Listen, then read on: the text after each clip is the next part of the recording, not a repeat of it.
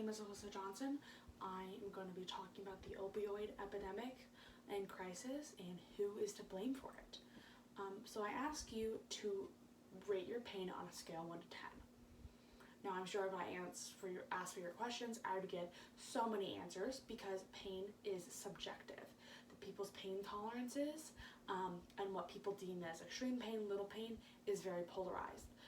And so it's hard to actually understand what people's pains are, yet it's a doctor's responsibility and their job to treat pain, to fix people who are experiencing this pain, yet they have no actual way of feeling it, understanding it, or testing if it's real, or how extreme it is. And this is where opioids come into play. According to the American Society of Anesthesiologists, opioids attach to these proteins called opioid receptors.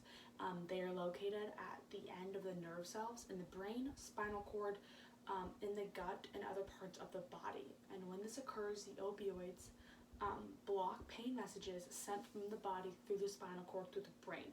So if you are in pain and you take an opioid, it stops any pain signals happening and you will no longer be in pain.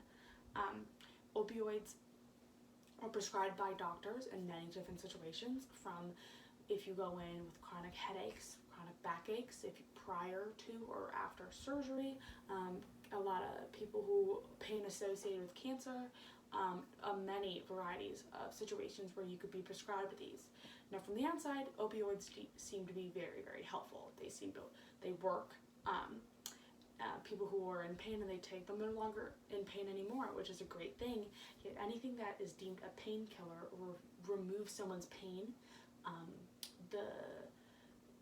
the risk of addiction and overuse is going to be prevalent. But just because us as humans, we don't like to feel pain. And over the years, more and more people have become addicted, misused, and actually died from opioid use. A study done in 2015 showed that 63.4% of people who took and misused opioids took them to relieve physical pain, and 11.4% of people took opioids to feel good or to get high.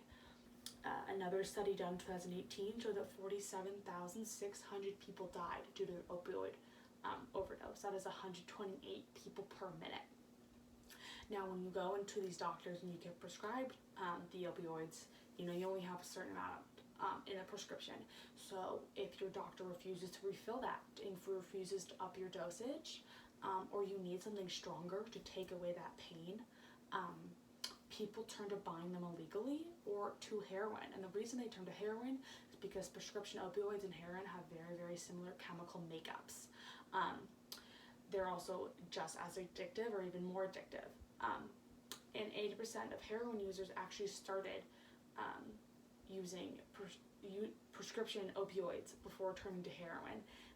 In 2018, 808,000 people used heroin. And once you start using that, it's very, very hard to stop, just because it's one of the most addictive drugs and things on the market. And the CDC did a study to figure out the economic burden of this opioid epidemic, and they discovered that it costs $78.5 billion, and they did that, or got that number by looking at the cost of healthcare, the loss of productivity, the addiction treatment centers, and the criminal justice involvement. So how does something with so many consequences, with so many deaths related to it, come to be? Who is to blame? How did this happen? And to answer that question, we need to look at 3 certain guilty parties. The first guilty party being the pharmaceutical companies. In the 1990s, they had this huge push towards pain management and taking pain of people more seriously. Basically, it was just a way for them to market their new opioids, that drugs and pills that they were creating. They said it was cruel and it was medical negligent for doctors not to prescribe people pain medication, and that they said that doctors could get sued if they did not take people's pains very seriously. The Joint Commission published a guide for doctors to follow after these pains were released on market, which was actually sponsored by Purdue Pharma, which is the largest manufacturer of Oxycontin, which is one of the most popular opioids. And in this guide, it stated that there's no evidence that addiction is significant issue when persons are given opioids for pain management. And this statement is a very, very bold statement to make, just based on what I've stated earlier, how addictive opioids are. But healthcare providers started to prescribe these pills at greater and greater rates just because they don't have time to read a 100-page research paper on a daily basis. They have very important things to deal with, so they have trust within the system.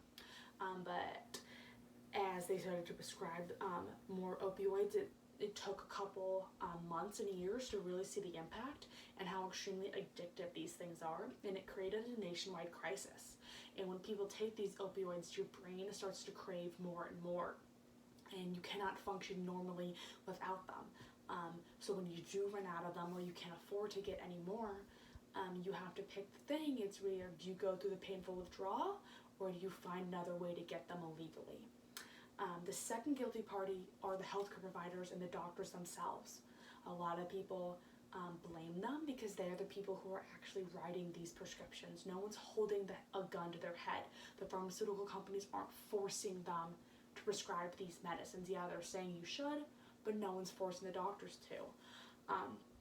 But the doctors just want to help. I mean, you ask any doctor why they became a doctor, it's to help people. But they've kind of fallen into the cycle and prescribing a 30-90-day prescription instead of a more probably sufficient 10 to 20. And they're doing this to avoid the hassle of patients calling up in a week and being like, hey, I need more.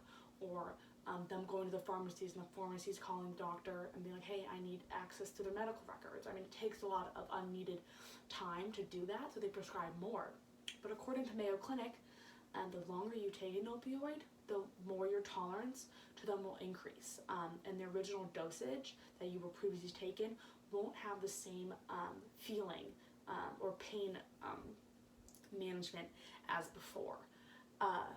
But now doctors are more and more aware of the addictive properties, and it's very known information that opioids are extremely addictive, and many refuse to up your dosage or write you a new prescription.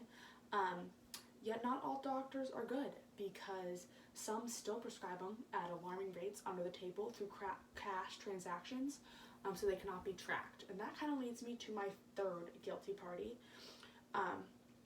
which is the drug dealers and the doctors at these pain clinics that prescribe these opioids very, very easily. The amount of people using and being addicted to these drugs has not decreased, yet the side effects known and the addictive properties are made well aware. So the main question is, how are people still getting these drugs? And that is through these drug dealers and pain management clinics.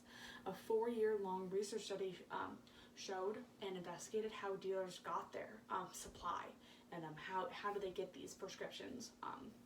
And it showed that pain clinics was a very common way to get it. These people go into the pain clinics and be like, hey, my back hurts, have a counterfeit MRI, and when asked to rate your pain on a scale of 1 to 10, they say 10. And the doctors have no way of actually knowing, and they have a lot of patients to see, so they walk out with a 240 pill prescription of Oxycontin. And now, if they do that 7 to 10 times a day throughout a week, your supply grows and grows and grows. And some dealers even have special arrangements with these doctors at these pain clinics to provide additional patients, or to tell other dealers to go there, to provide sexual favors, or just a monthly cash payment. If you give me prescription each month or each day, I'll give you cash on a regular basis.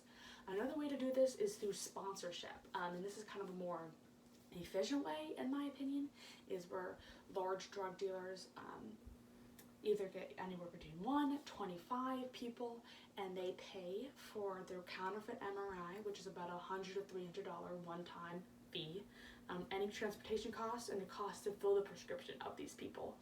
And so they hire these usual drug users to go to these pain clinics, get drugs, many times multiple prescriptions of them, and they either get a cut of the pain meds or they get cash. And then these drug dealers, by the end of the day, can get 10,000 pills of Oxycontin, of Xanax, of a variety of different things, and they build their surplus, and then they upsell it to people who are addicted and can't get them any other way.